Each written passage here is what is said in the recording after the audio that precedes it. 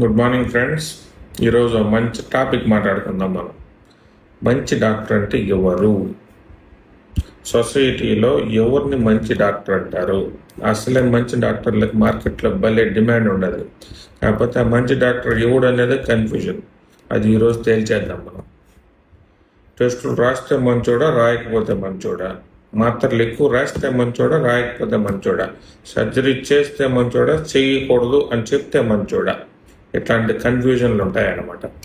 ఇప్పుడు ఓ డాక్టర్ ఏదైనా రీల్ చేసినాడు అనుకోమే, ఏదో ఒక వీడియో గురించో సర్జరీ గురించో దేని గురించైనా కింద రెడీగా కామెంట్లు ఉంటాయన్నమాట. దోచేస్తున్నారు, భయపెట్టేస్తున్నారు, టెస్టులు రాసేస్తున్నారు, మాత్రలు రాసేస్తున్నారు అనేసి.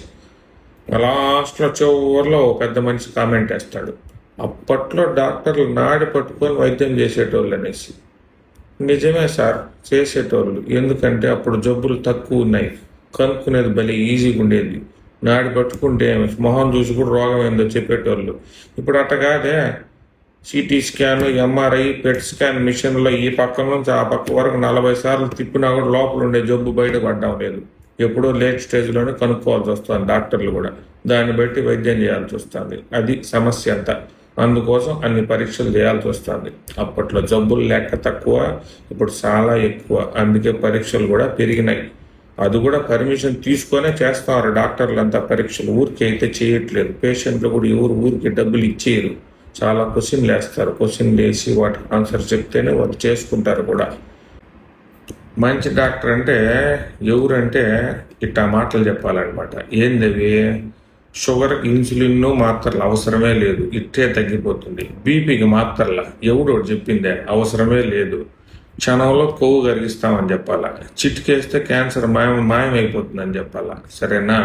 ఇంట్లో కూర్చొని ఒక గ్లాసు ఇది వేసుకొని కలుపుకొని తాగండి, 10 కేజీలు తగ్గిపోతారని చెప్పాలా. ఇట్లా చెప్తే ఓడు మంచి డాక్టర్ అవుతాడనమాట.